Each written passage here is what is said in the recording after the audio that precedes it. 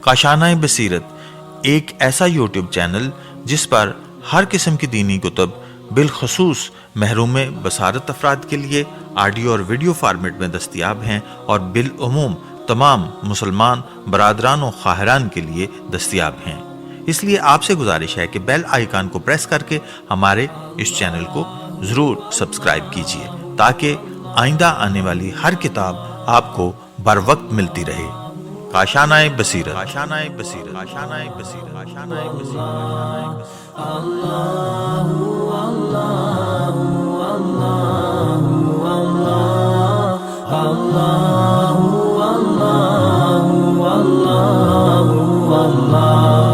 بسم اللہ الرحمن الرحیم۔ السلام علیکم۔ یہ کتاب آپ کے لیے کاشانۂ بصیرت کی یوٹیوب چینل کی جانب سے ریکارڈ کی جا رہی ہے۔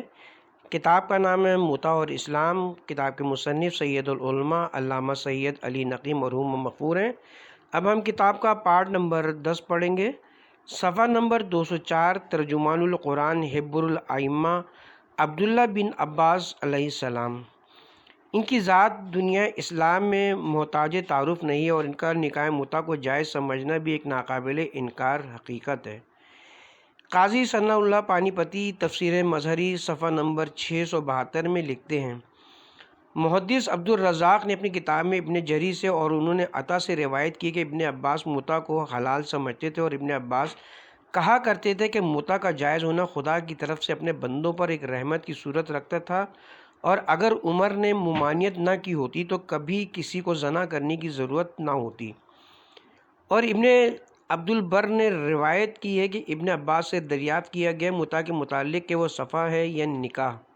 انہوں نے کہا اس کا نام نہ صفا ہے اور نہ نکاح، اس کا نام وہی ہے جس سے خدا نے اس کو یاد کیا ہے، یعنی متع۔ راوی نے کہا کیا اس میں عدہ بھی ہے؟ انہوں نے کہا ہاں۔ راوی نے پوچھا کہ اس میں باہمی میراث کا بھی حکم ہوتا ہے؟ انہوں نے کہا نہیں۔ معلوم التنزیل المحی الثنا فرا بغوی حاشیہ لباب التاویل مطبوعہ مصر صفحہ نمبر 423 میں ہے۔ ابن عباس کا خیال تھا کہ آیت متع غیر منسوخ ہے اور اس سے نکاح متع کا جواز ثابت ہوتا ہے۔ ابو نضرہ نے روایت کی کہ میں نے ابن عباس سے متع کے متعلق دریافت کیا، انہوں نے کہا کہ تم سورہ نساء کی آیت نہیں پڑھتے؟ میں نے کہا میں ان الفاظ کے ساتھ تو یہ آیت نہیں پڑھتا۔ یہ سن کر انہوں نے 3 دفعہ کہا کہ خدا نے اس کو اسی طرح نازل کیا ہے۔ فتح الباری حافظ ابن حجر مطبوعہ مصر جلد نمبر 9 صفحہ نمبر 138 اور نیل الاوتار علامہ شوقانی جلد نمبر 6 صفحہ نمبر 45 میں ہے۔ ابن بطال نے کہا ہے کہ اہل مکہ و یمن نے ابن عباس سے متع کے جواز کی روایت کی ہے اور ضعیف اسناد سے یہ روایت ہوئی ہے کہ انہوں نے اس رائے سے عدول کیا تھا، لیکن متع کی اجازت ہونا ان کی طرف سے اصح ہے اور فرقہ شیعہ کا مذہب بھی یہی ہے۔ کنز الاعمال صفحہ نمبر 294 میں ہے۔ ابو نضرہ کی روایت ہے کہ ابن عباس متع کی اجازت دیتے تھے اور عبداللہ بن زبیر اس سے ممانعت کرتے تھے۔ ایضاً نافع کی روایت ہے کہ ایک شخص نے عبداللہ بن عمر سے متع نساء کے متعلق دریافت کیا، انہوں نے کہا کہ وہ حرام ہے۔ کہنے والے نے کہا کہ ابن عباس تو متع کا فتویٰ دیتے ہیں۔ عبداللہ بن عمر نے کہا کہ ابن عباس نے عمر کے زمانے میں یہ آواز بلند نہ کی، اگر کوئی اس الزام میں گرفتار ہوتا تو وہ سنگسار کرنے کا حکم دیتے۔ اس اعتراض کا تو کوئی وزن نہیں معلوم ہوتا کہ حضرت ابن عباس نے پہلے یعنی جناب عمر بن خطاب کے عہد میں متع کی اباحت کا اظہار کیا نہ ہو۔ ایک تو خود حضرت عمر کے متعلق میں نے مکمل طریقے سے اس امر کا اثبات کر دیا کہ وہ خود بحیثیت شرع متع کو مباح سمجھتے تھے اور اس کا اعلان کرتے تھے، اور پھر خود حضرت عبداللہ ابن عمر فرما رہے ہیں کہ کوئی اگر متع کے الزام میں گرفتار ہوتا تو حضرت عمر اسے سنگسار کر دیتے، تو پھر اس جبر و قہر کے بعد کسی کا بھی سکوت قابل تعجب نہیں ہے۔ حضرت عبداللہ بن عباس کا اختلاف حضرت عمر سے ایک اصولی و آئینی حیثیت رکھتا ہے، اور علاوہ شرعی نقطہ نظر کے وہ سیاسی حیثیت سے بھی متع کی ممانعت کو صحیح خیال نہ کرتے تھے۔ انہوں نے اپنے استاد حضرت امیر المومنین علی ابن ابی طالب علیہ السلام کے اس فقرے کو کہ اگر متع سے ممانعت نہ ہوتی تو زنا کا ارتکاب بہت کم ہوتا، اپنے لوہے دل پر نقش کر لیا تھا اور برابر اس کا اظہار کرتے رہتے تھے، جیسے کہ تفسیر مظہری کی عبارت میں مذکور ہوا ہے۔ اور جار اللہ ابو القاسم محمود بن عمر زمخشری نے فائق الفی غریب الحدیث مطبوعہ حیدرآباد جلد نمبر 1 صفحہ نمبر 331 میں لکھا ہے، ابن عباس کی روایت ہے کہ نہ تھا متا مگر ایک خدا کی رحمت جو امت رسول پر ہوئی تھی، اگر اس سے ممانعت نہ ہوتی تو زنا کے مرتکب نہ ہوتے مگر شفا یعنی بہت قلیل لوگ۔ یہ ماخوذ ہے فصحائے عرب کے قول سے کہ غائب الشمس الشفا، یعنی بس ایک تھوڑے سے حصے کے سوا باقی پورا آفتاب ڈوب گیا۔ اور اجاج نے کہا کہ اس میں شفا کے معنی کنارے کے ہیں۔ مجد الدین ابو سعادت مبارک بن محمد معروف بابن اسیر جزری کی کتاب نہایہ فی الغریب الحدیث والا اثر مطبوعہ مصر جلد نمبر 2 صفحہ نمبر 229۔ ابن عباس کا فتویٰ اس کی حلیت کے متعلق مشہور و معروف ہے، اور ابن عباس کا اتباع کیا ہے اس کی حلیت کے متعلق ان کے اصحاب نے، اہل مکہ و یمن میں سے، اور ابن عباس اس پر استدلال کیا کرتے تھے اس آیت سے، اور ایک قرأت میں ان سے منقول ہے۔ اور ان کے متعلق روایت ہے کہ انہوں نے کہا نہ تھا مگر متا ایک رحمت خدا امت رسالت مآب صلی اللہ علیہ وسلم کے اوپر، اور اگر اس سے ممانعت نہ ہوتی تو نہ ارتکاب کرتا زنا کا مگر ایسا ہی شخص کہ جو انتہائی بدبخت ہوتا۔ اس کو ابن عباس سے ابن جری اور عمرو بن دینار نے نقل کیا ہے۔ متا کے عدم جواز میں اپنی امکانی کوشش صرف کرنے والے حضرات نے ابن عباس کے اس مسلم و زبان زدہ خلق فتوائے جواز کے مشتبہ کرنے کے لیے بھی انتہائی جد و جہد کرنا ضروری سمجھی ہے۔ ان کی روایت ہے کہ حضرت امیر المومنین علیہ السلام نے ابن عباس کو جواز متا کے فتوے سے منع کیا، اور اس کا قدرتی نتیجہ یہ ہے کہ ابن عباس اپنے رائے کو بدل دیں اور متا کے عدم جواز کے قائل ہو جائیں۔ امیر المومنین علیہ السلام کے متعلق تو اس کے قبل کافی بحث کی جا چکی ہے، اور معلوم ہو گیا کہ حضرت کی طرف اس ممانعت کی نسبت غلط ہے، لیکن اب یہ دیکھنا ہے کہ ابن عباس نے حضرت سے گفتگو ہونے کے بعد اپنی رائے بدلی ہے یا نہیں۔ حقیقت یہ کہ ابن عباس نے کبھی رائے نہیں بدلی، اور وہ برابر متا کے جواز پر قائم رہے، بلکہ اس امر میں برابر لوگوں سے مناظرہ و بحث کرتے رہے۔ اور ظاہر ہے کہ ابن عباس کے جیسے جلیل القدر شخص سے یہ بعید ہے کہ وہ اس اصرار اور انتہائی کوشش کے ساتھ ایک ایسے امر کی اباحت پر زور دیتے رہے جس کا عدم جواز سنت رسول سے ثابت تھا۔ ملاحظہ ہو زاد المعاد مطبوعہ مصر جلد نمبر 1 صفحہ نمبر 214۔ علامہ ابن قیم تحریر فرماتے ہیں، کیوں کر حج تمتع کی ممانعت رسالت مآب صلی اللہ علیہ وسلم سے ثابت ہو سکتی ہے، حالانکہ ابن عباس اس کے خلاف فتویٰ دیتے تھے اور مدت عمر تک اپنی اس کے متعلق خاص و عام کے مجمع میں مناظرہ و بحث کرتے رہے۔ اب ملاحظہ ہو کہ کس طرح ابن عباس نکاح متا کے مسئلے میں مناظرہ کرتے رہتے تھے، اور اسی سے معلوم ہوگا کہ کس طرح وہ آخر عمر تک اس رائے پر قائم رہے۔ ملاحظہ ہو کنز الاعمال جلد نمبر 8 صفحہ نمبر 293۔ ابن ابی ملیکہ کی روایت ہے کہ عمرو بن زبیر نے ابن عباس سے کہا، آپ نے لوگوں کو تباہ کر دیا۔ انہوں نے کہا، کیوں؟ کہا، آپ متوع الحج اور متوع النساء کے متعلق فتویٰ دیتے ہیں، حالانکہ آپ جانتے کہ ابو بکر و عمر نے ان دونوں سے ممانعت کی ہے۔ انہوں نے کہا، عجیب، میں تو رسالت مآب صلی اللہ علیہ وسلم کی احادیث بیان کرتا ہوں، اور یہ شخص میرے سامنے ابو بکر اور عمر کے اقوال پیش کرتا ہے۔ عمرہ نے کہا کہ ابو بکر و عمر رسالت مآب کی سنت کو آپ سے زیادہ جانتے تھے۔ یہ سن کر ابن عباس نے سکوت کیا۔ ابن عباس کا ابن زبیر کے آخری فقرے پر سکوت کر لینا بالکل مناسب وقت تھا۔ علامہ ابن قیم کا خیال ہے کہ یہ اعتراضی علمی دائرے سے خارج اور جاہلانہ حیثیت رکھتا تھا کہ جس کے جواب میں خاموشی مناسب تھی، چنانچہ انہوں نے ذات المعاد صفحہ نمبر 219 میں عروہ بن زبیر کی یہ گفتگو نقل کی ہے۔ عروہ نے کہا کہ ابو بکر و عمر نے تو متا نہیں کیا۔ ابن عباس نے کہا، خدا کی قسم میں دیکھتا ہوں کہ تم لوگ باز نہ ہوگے جب تک خدا تم پر عذاب نہ نازل کرے۔ میں تم سے رسالت مآب صلی اللہ علیہ وسلم کی احادیث بیان کرتا ہوں اور تم ابو بکر اور عمر کے اقوال پیش کرتے ہو۔ عروہ نے کہا کہ ابو بکر و عمر رسالت مآب صلی اللہ علیہ وسلم کی سنت کو آپ سے زیادہ جانتے تھے اور اس کا آپ سے زیادہ اتباع کرنے والے تھے۔ اس کے بعد انہوں نے انتہائی مظاہرہ غضب کے طور پر لکھا ہے، ہم عروہ بن زبیر سے کہیں گے کہ ابن عباس سنت رسول اور ابو بکر اور عمر کی شخصیت کو تم سے زیادہ جاننے والے ہیں اور تم سے افضل و بہتر اور ان تینوں آدمیوں کے ساتھ تم سے زیادہ خصوصیت رکھنے والے ہیں، اس میں کسی مسلمان کو شک نہیں ہو سکتا۔ اور صفحہ نمبر 215 میں ابن عباس کا یہ قول نقل کرنے کے بعد کہ قریب ہے کہ تم پر آسمان سے پتھروں کی بارش ہو، میں کہتا ہوں کہ رسول نے ایسا فرمایا اور تم کہتے ہو کہ ابو بکر و عمر نے ایسا کہا، لکھا ہے یہ ہے علماء کے جواب کی شان۔ پھر لکھتے ہیں ابن عباس اور عبداللہ بن عمر نے کبھی یہ نہیں کہا کہ ابو بکر اور عمر سنت رسول کو ہم سے زیادہ جانتے تھے، اور کوئی شخص صحابہ یا تابعین میں سے رسالت مآب کے نص کو مسترد کرنے میں اس جواب پر خاموش نہیں ہو سکتا تھا۔ یہ حضرات خدا اور رسول کی معرفت اور تقویٰ و ورع میں اس سے بالا تر تھے کہ وہ معصوم کے قول پر کسی غیر معصوم کی رائے کو مقدم کرتے۔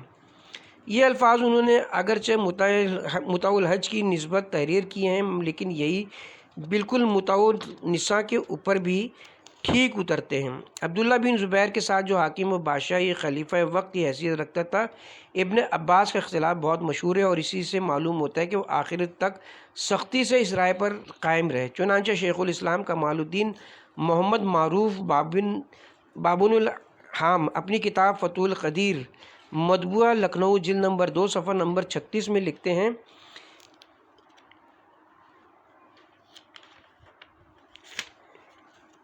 بتلاتی ہے اس بات کو کہ ابن عباس حضرت علی کی گفتگو کے بعد اپنی رائے سے پلٹے نہیں۔ وہ روایت جو صحیح مسلم میں عروہ بن زبیر سے ہے کہ عبداللہ ابن زبیر مکہ میں تقریر کرنے کھڑے ہوئے تھے اور کہا کہ بعض اشخاص جن کے دلوں کو خدا نے اسی طرح بے بصیرت بنایا ہے جس طرح ان کی آنکھوں کو بے بصارت متع کے جواز کا فتویٰ دیتے ہیں، اس سے مراد تعریض تھی۔ ایک شخص کے متعلق یہ سن کر ان بزرگ نے کہا کہ تو بدماش مفسدہ پرواز ہے، خدا کی قسم ہے متع تمام اتقیہ کے پیشوا و امام یعنی رسالت مآب کے سامنے کیا جاتا تھا۔ ابن زبیر نے کہا کہ اچھا ایک دفعہ اپنے اوپر تجربہ تو کرو، اگر تم متع کرو تو تمہیں سنگسار کروں۔ اس روایت کو نسائی نے بھی نقل کیا ہے اور اس میں کوئی شبہ نہیں کہ وہ بزرگ جن پر تعرض تھی ابن عباس ہیں، ان کی آنکھیں جاتی رہی تھیں، اسی لیے ابن زبیر نے کہا کہ جس طرح آنکھیں بے بصارت ہیں، اور یہ عبداللہ بن زبیر کی خلافت کا دور ہے جو حضرت علی علیہ السلام کی وفات کے بعد ہے۔ معلوم ہوا کہ ابن عباس متع کے جواز پر قائم تھے اور حضرت علی کے قول کی طرف نہیں پلٹے تھے۔ روایت جس کا حوالہ دیے گئے صحیح مسلم مطبوعہ دہلیز جلد نمبر صفحہ نمبر 452 میں ہے۔ ان تمام شواہد و دلائل کی موجودگی میں جو مستند اسناد کے ساتھ موجود ہیں، یہ کہاں تک تسلیم کیا جا سکتا ہے کہ ابن عباس نے متع کے متعلق کسی وقت اپنی رائے کو بدل دیا تھا؟ مخالفین متع کو اپنی قسم پوری کرنا ضروری ہے کہ کسی طرح متع کی حرمت پر اجماع ثابت کیا جائے۔ انہیں جب کچھ بن نہ پڑا تو یہ کہتے ہیں کہ ابن عباس نے اپنے آخری وقت جب ان کی روح جسم سے مفارقت کر رہی تھی متع کے مسئلے میں اپنی رائے کو تبدیل کیا تھا۔ ملاحظہ و کشاف علامہ زمخشری کتاب مطبوعہ کلکتہ جلد نمبر 1 صفحہ نمبر 283۔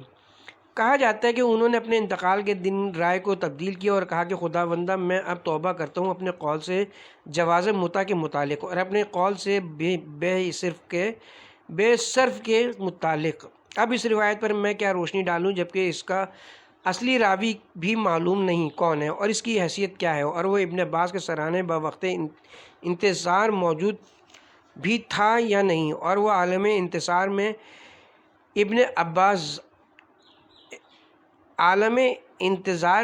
ابن عباس کی زبان سے یہ الفاظ کس وقت جاری ہوئے تھے۔ پھر اس ایسی روایت کی بنا پر ان واضح اور روشن حقائق تاریخی سے کیوں کر کنارہ کشی کی جائے جو مستند طریقوں سے پائے ثبوت کو پہنچے ہیں۔ عمران بن حسین یہ کس پائے کے صحابی ہیں؟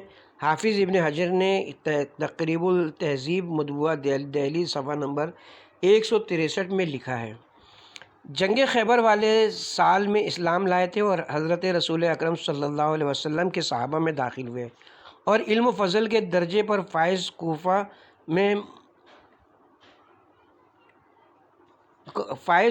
منصب قضا پر معین تھے اور 52 ہجری میں بصرہ میں انتقال کیا۔ طبقات ابن سعد کاتب واقدی مطبوعہ لندن 1325 ہجری جلد نمبر 4 صفحہ نمبر 26 میں ہے۔ ابن سیرین کا قول تھا کہ کوئی شخص اصحاب نبی میں سے بصرہ نہیں آیا جو عمران بن حسین سے افضل ہو۔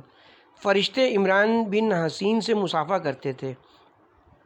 علامہ ابن قیم کی رائے ہے کہ یہ حضرت ابو ذر غفاری اور حضرت عثمان بن عفان ایسے بزرگوں سے افضل تھے۔ ملاحظہ ہو ذات المعاد جلد نمبر 1 صفحہ نمبر 215۔ تصریح کی ہے اس امر کی کہ یہ صرف حضرت عمر کا اجتہاد ہے اس شخص نے کہ جو عثمان و ابو ذر سے زیادہ بڑے درجے کا ہے، یعنی عمران بن حسین۔ یہ نکاح مطلق کو جائز سمجھتے تھے۔ ملاحظہ و تصویر کبیر علامہ فخر الدین رازی جلد نمبر 3 صفحہ نمبر 95۔ عمران ابن الحسین کا وہ قول تھا کہ مطلع کی آیت قرآن مجید میں نازل ہوئی اور پھر کوئی آیت ایسی نہیں نازل ہوئی جو اس کو منسوخ کرتی، اور حضرت رسول اکرم صلی اللہ علیہ وسلم نے ہم کو اس کا حکم دیا اور ہم نے اس کے مطابق مطع کیا اور حضرت نے اس سے ممانعت نہیں فرمائی، یہاں تک کہ حضرت کا انتقال ہوا۔ اس کے بعد ایک شخص نے اپنی رائے سے جو کچھ کہنا چاہا کہہ دیا۔ یہی الفاظ تفسیر الغرائب القرآن علامہ نیشا پوری مطبوعہ ایران جلد نمبر 1 صفحہ نمبر 421 میں بھی موجود ہیں، اور اس سے معلوم ہوتا ہے کہ مطع کی ممانعت کرنا حضرت عمر بن خطاب کا اجتہادی فعل تھا جس کو عمران بن الحسین صحیح تسلیم نہ کرتے تھے۔ ابی ابن کعب انتہائی جلیل المرتبہ صحابی ہیں۔ رسالت مآب صلی اللہ علیہ وسلم نے ان کو اقراء الصحابہ فرمایا اور حضرت عمر نے سید القرا کا لفظ خطاب دیا اور اپنی جانب سے نماز تراویح کا امام مقرر کیا، لیکن آپ مطع کی اباحت اور آیت مطع میں کی زیادتی کے قائل تھے۔ ملاحظہ ہو جامع البیان طبری جلد نمبر 5 صفحہ نمبر 9۔ یحییٰ بن عیسیٰ نے نصیر بن اشعث کی زبانی اور انہوں نے حبیب بن ثابت کی زبانی ان کے باپ سے روایت کی کہ وہ مجھ کو ابن عباس نے ایک مصحف دیا اور کہا کہ یہ ابی بن کعب کی قرات کے مطابق ہے۔ یحییٰ کا بیان ہے کہ میں نے اس مصحف کو نصیر کے پاس دیکھا، اس میں تھا۔ قطاوہ کی روایت ہے ابن ابی کعب کے، اور تفسیر الغرائب القرآن نیشا پوری مطبوعہ ایران جلد نمبر 1 صفحہ نمبر 32 میں۔ عبداللہ بن مسعود بہت بڑے صحابی تھے اور مطع کو جائز سمجھتے تھے۔ صحیح بخاری مطبوعہ دہلی جلد نمبر 2 صفحہ نمبر 759، مصر جلد نمبر 3 صفحہ نمبر 146 میں یہ روایت موجود ہے کہ عبداللہ کہتے کہ ہم رسالت مآب صلی اللہ علیہ وسلم کے ساتھ جنگ کو جاتے تھے اور ہمارے پاس کوئی سامان نہ تھا، تو ہم نے کہا کہ کیا ہم اپنے قواعد شہوانی کو بیکار نہ بنا دیں؟ حضرت نے اس سے فرمایا پھر ہم کو اجازت دی کہ ہم مطع کر لیا کریں۔ اس کے بعد عبداللہ ابن مسعود نے اس آیت کی تلاوت کی کہ اے اہل ایمان، نہ حرام قرار دو ان باتوں کو جنہیں خدا نے تمہارے لیے حلال قرار دیا، اور اپنی حد سے بڑھنے والوں کو دوست نہیں رکھتا۔ صحیح مسلم مطبوعہ دہلی جلد نمبر 1 صفحہ نمبر 450 میں 3 طریق سے یہ روایت موجود ہے۔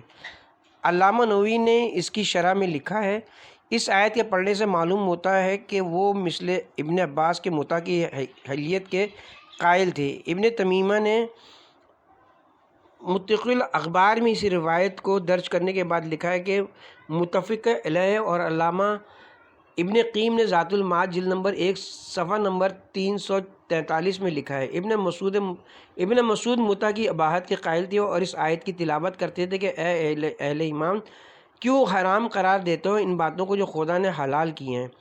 اور حافظ ابن حجر اسقلانی فتح الباری جلد نمبر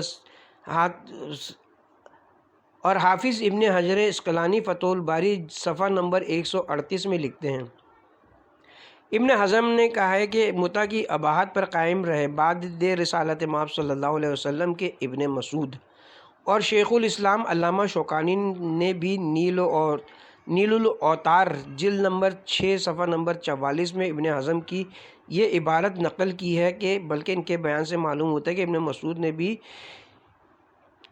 آیت کو ابن عباس بھی آیت متع کو الی الاجل مسمی کے اضافے کے ساتھ پڑھتے تھے۔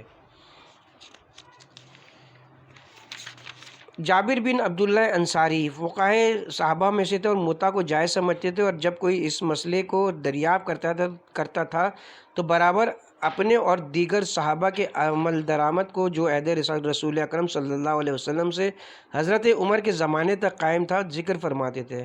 ملاحظہ ہو صحیح مسلم مطبوعہ دہلی جلد نمبر 1 صفحہ نمبر 451۔ عطا کا بیان ہے کہ جابر بن عبداللہ بقصد عمرہ مکہ معظمہ آئے تو ہم ان کی ملاقات کو گئے۔ لوگوں نے ان سے مختلف مسائل دریافت کیے، پھر متع کا ذکر ہوا۔ انہوں نے کہا کہ ہاں، ہم نے رسالت مآب صلی اللہ علیہ وآلہ وسلم اور ابو بکر و عمر کے زمانے میں متع کیا ہے۔ اور کنز الاعمال ملا علی متقی جلد نمبر 8 صفحہ نمبر 294 میں ہے۔ ابو نضرہ کا بیان ہے کہ ابن عباس متع کی اجازت دیتے تھے اور ابن زبیر اس سے ممانعت کرتے تھے۔ میں نے اس کا تذکرہ جابر بن عبداللہ سے کیا تو انہوں نے کہا کہ میرے سامنے کی بات ہے، ہم نے رسالت مآب صلی اللہ علیہ وسلم کے زمانے میں متع کیا ہے، اور جب عمر کا زمانہ ہے تو انہوں نے کہا کہ خدا اپنے نبی کے لیے تو جس چیز کو جن صورتوں میں چاہتا تھا حلال کرتا تھا، اور قرآن اپنے موقع پر نازل ہوتا تھا، لیکن تم لوگ حج و عمرے کو کامل طور پر ادا کیا کرو اور عورتوں سے نکاح بھی باقاعدہ کیا کرو۔ مجھے خبر نہ معلوم ہوگی کہ کسی شخص کی جو متع کرے گا مگر یہ کہ میں اس کو سنسار کروں گا۔ ملاحظہ ہو فتح الباری جلد نمبر 9 صفحہ نمبر 138 اور نیل الاوتار جلد نمبر 6 صفحہ نمبر 44 میں۔ ابن حزم نے مجلے میں جواز متع کو ابن عباس رضی اللہ عنہ کے علاوہ صحابہ کی جماعت سے نقل کیا کہ اس کی حلیت پر قائم رہے بعد رسالت مآب صلی اللہ علیہ وسلم کے بہت سے لوگ صحابہ میں سے جیسے اسماء بنت ابو بکر اور جابر بن عبداللہ۔ ابو سعید خدری رضی اللہ تعالیٰ عنہ بڑے صاحب علم و فضل صحابی تھے اور متع کو جائز سمجھتے تھے، جیسا کہ ابن حزم نے لکھا ہے۔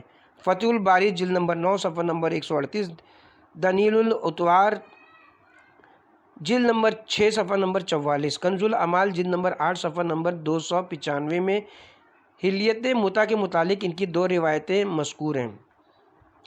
نمبر 1، ابو سعید کی روایت ہے کہ ہم میں سے کوئی جب چاہتا تھا ایک پیالہ بھر ستو کے عوض متع کر لیا کرتا تھا۔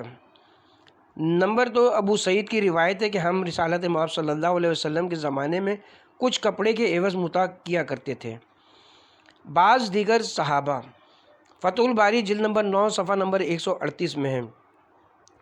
ابن حزم نے کہا ہے کہ متع کے مباح ہونے پر قائم رہے بعد رسالت مآب صلی اللہ علیہ وسلم کہ ابن مسعود اور معاویہ اور ابو سعید اور ابن عباس اور سلمہ اور معبد اور جابر اور عمرو بن حریث اور جابر نے اس کی روایت کی ہے، تمام صحابہ سے جناب رسالت مآب صلی اللہ علیہ وسلم کے زمانے سے حضرت عمر کے زمانے تک۔ اس میں علاوہ مذکورہ بالا اشخاص کے حسب ذیل اصحاب رسول صلی اللہ علیہ وسلم کا تذکرہ ہے جو متع کو مباح سمجھتے تھے۔ ان حضرات کی روایات جن سے متع کی اباحت ظاہر ہوتی ہے اس کے قبل مختلف مواقع پر درج کیے جا چکے ہیں۔ تابعین فقہائے مسلمین، صحابہ کرام کا دور گزرنے کے بعد تابعین میں سے اکثر جلیل القدر اشخاص جنہیں عام اسلامی نقطۂ نظر سے وقت کی نظر سے دیکھا جاتا تھا متع کی اباحت کے قائل تھے، نیز علماء مکہ معظمہ اور دیگر فقہائے دور اول اس کو مباح سمجھتے تھے۔ ملاحظہ و فتح الباری جلد نمبر 9 صفحہ نمبر 138۔ ابن عبد البر نے کہا ہے کہ ابن عباس کے تمام اصحاب جو اہل مکہ و یمن سے تھے جواز متع کے قائل تھے۔ ابن حزم نے کہا ہے کہ تابعین میں سے طاؤس اور سعید بن جبیر اور عطا اور تمام فقہائے مکہ اس کو جائز سمجھتے تھے۔ جامع البیان دبری جلد نمبر 5 صفحہ نمبر 9، سعید بن جبیر آیت متع کو اجل المسمی کے اضافے سے پڑھتے تھے۔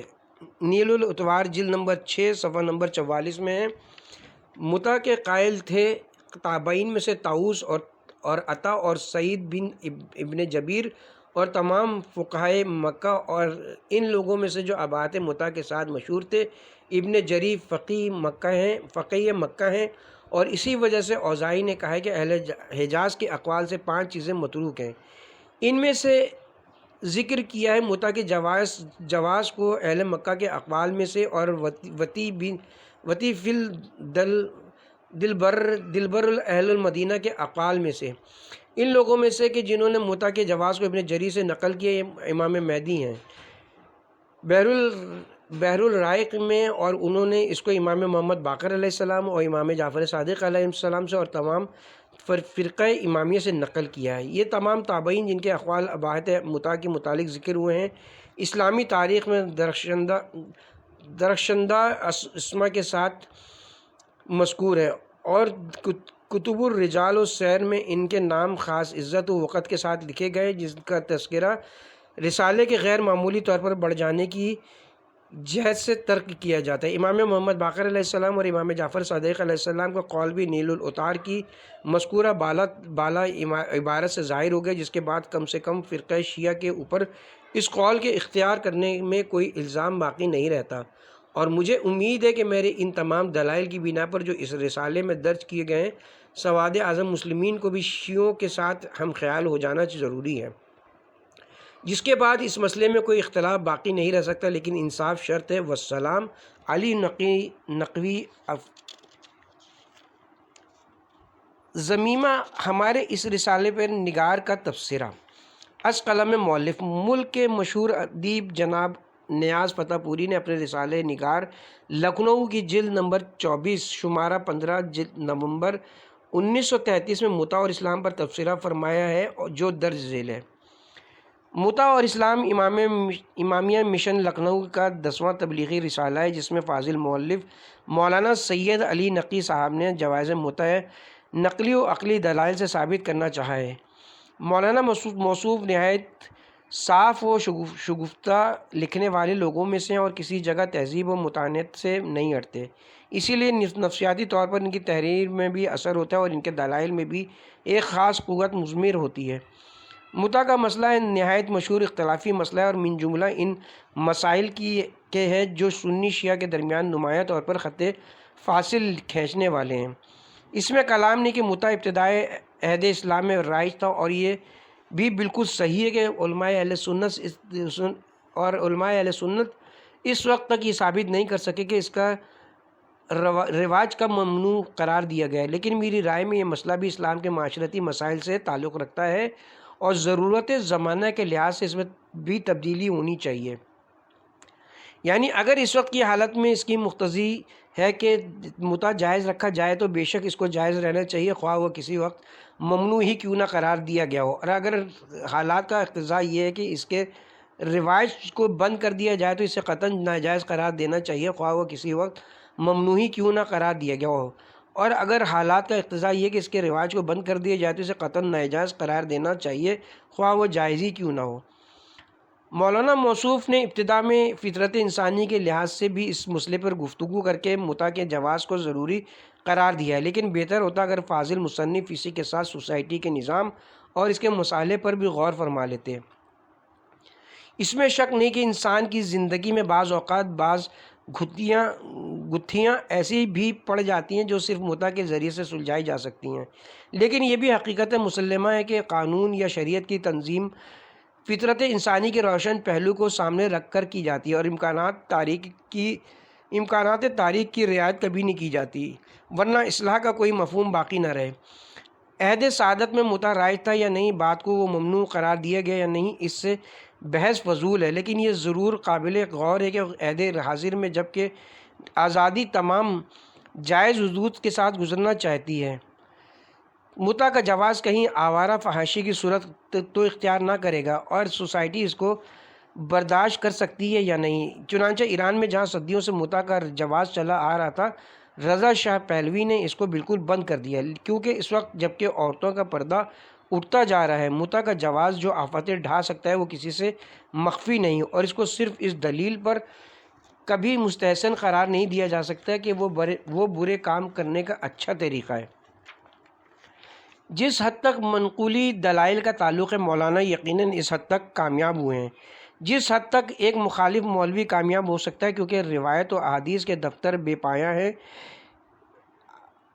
روایت و احادیث کے دفتر بے پایہ سے ہر شخص اپنے اپنے مطلب کی باتیں نکال سکتا ہے، اور اسی لیے میں اس طریقے استدلال کو کبھی پسند نہیں کرتا۔ یہ رسالہ سرفراز پریس لکھنؤ سے 8 آنے میں مل سکتا ہے۔ مجھے اس تبصرے کی نسبت کچھ زیادہ کہنا نہیں ہے۔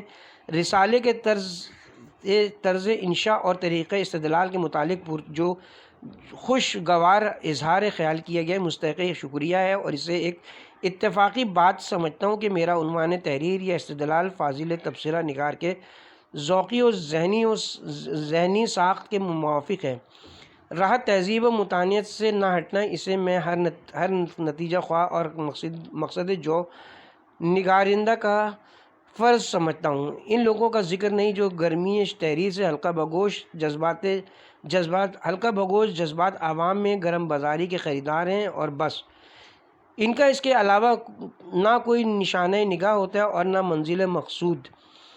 متع کی شرعی حیثیت کے متعلق جو آزادانہ فیصلہ کیا گیا وہ انصاف پسندی کی بارگاہ سے جائز تحسین کا مستحق ہے۔ میں سمجھتا ہوں کہ جہاں تک رسالے کے موضوع سے تعلق ہے، یہ تبصرہ یہیں پر ختم ہو جاتا ہے، اور یہ بے لاگ فیصلہ مختتم نتیجے تک پہنچ جاتا ہے، ان الفاظ سے کہ متع ابتدائے عہد اسلام میں رائج تھا، اور علماء اہل سنت اس وقت یہ ثابت نہیں کر سکے کہ اس کا رواج کب ممنوع قرار دیا گیا ہے۔ اس کے بعد جو کچھ کہا گیا وہ رسالے کی بنیاد اساسی سے بالکل اجنبی اور غیر متعلق ہے، کیونکہ رسالہ مذہبی نقطۂ نظر سے لکھا گیا ہے، جس میں بغیر تفریق شیعہ اور سنی یہ امر تسلیم شدہ ہے کہ انقطاع وحی کے بعد پھر بحیثیت کلی تبدیل احکام شرعی کی کوئی گنجائش نہیں ہے۔ جو کچھ ہو سکتا ہے وہ کلیات شرع کے تحت میں جزئی حیثیت سے باعتبار موضوعات خاصہ احکام میں تبدیلی کا پیدا ہونا، جو در حقیقت حکم شرعی کے تبدیلی کی حیثیت نہیں رکھتا۔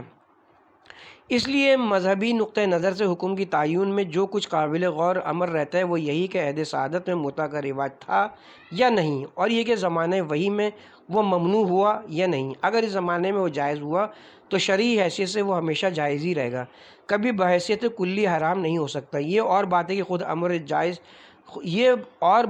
امر جائز کی بجا آوری کے لیے خصوصی حیثیت سے اسباب و ودائی کی ضرورت ہوتی ہے۔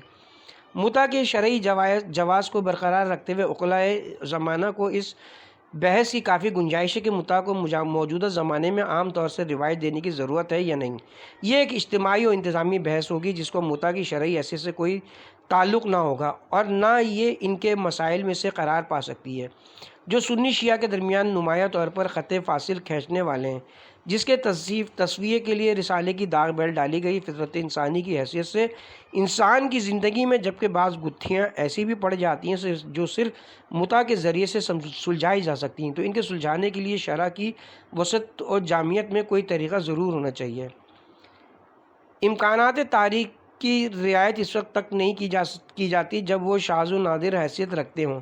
اگر وہ وقوعی حیثیت سے روشن پہلوؤں کے ساتھ تقریباً مساوانہ درجہ رکھتے ہوں تو ان کی مراعات ضروری ہے۔ متع کی ضرورت پیش لانے والے امکانات ایسی حیثیت رکھتے ہیں۔ ان مباحث کو اصل رسالہ میں کافی توضیح کے ساتھ لکھ دیا گیا ہے، بلکہ شاذ و نادر امکانات بھی شریعت سہلہ میں نظر انداز نہیں ہوتے بلکہ استرار یا جرح ہوں، لیکن اس کا حکم استثنائی حیثیت سے جزئی ہوتا ہے، برخلاف غیر شاذ و نادر امکانات کے جن کے لیے قانونی حیثیت سے احکام کلیہ کی تشریح ہوتی ہے۔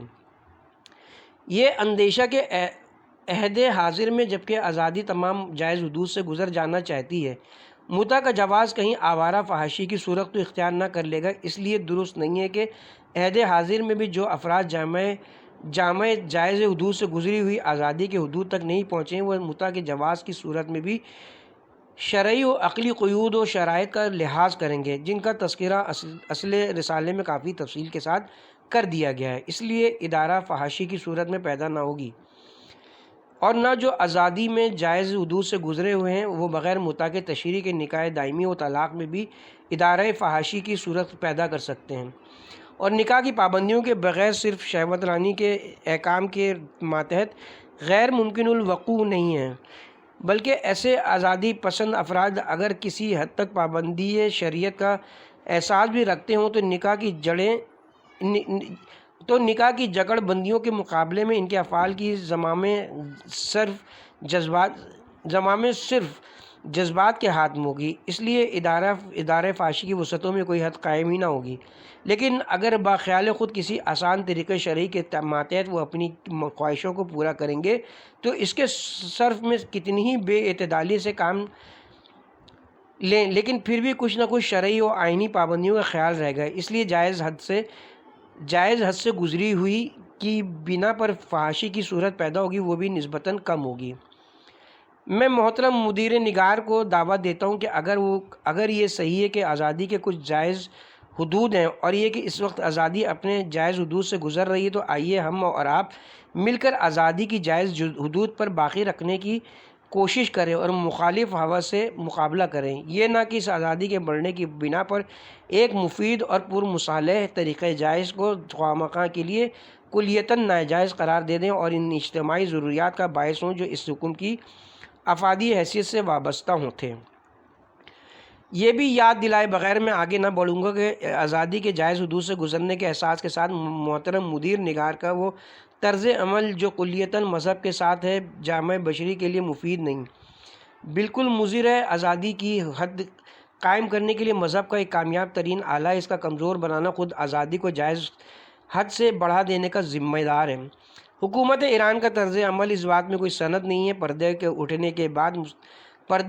اٹھنے کے ساتھ متع کا منع کرنا، بلکہ پردے کے اٹھنے کے ساتھ متع کا منع کرنا، جبکہ زناکاری پر کوئی سخت نگرانی اور پابندی نہیں عائد ہے اور نہ کوئی سخت سزا مقرر ہے، ادارہ فحاشی کو غیر محدود درجے تک وسعت دینے کا سبب ہے، جس کے مضر اثرات کا احساس ابھی نہیں تو کچھ عرصے بعد ہو جائے گا۔ منقولی دلائل کی نسبت مدیر نگار نے وہی کہا ہے کہ جو ایک آزادی پسند موجودہ آب و ہوا کے انسان کو جو منقولی دلائل کے سامنے سر تسلیم خم کرنا اپنی عقلی بلندی کے لیے ننگ سمجھتا ہو، نازش فلسفانہ کے اظہار کے لیے زیب دیتا ہے، لیکن رسالے کے اس حصہ بحث کا سنجیدہ مطالعہ یہ بتا سکتا ہے کہ اس کے منقولی دلائل میں وہ طریقہ نہیں اختیار کیا گیا ہے کہ روایت و احادیث کے دفتر بے پایہ سے اپنے مطلب کی باتیں نکال لی جائیں اور بس، بلکہ موافق و مخالف دلائل پوری وسیع النظری سے نقل کر کے ان پر تحقیقی محاکمہ کیا گیا ہے۔ والسلام علی نقیل نقوی۔ اس کے ساتھ ہی یہاں پہ کتاب متع اور اسلام اپنے اختتام کو پہنچی۔ کتاب کے مصنف تھے سید العلماء علامہ سید علی نقی مرحوم مغفور۔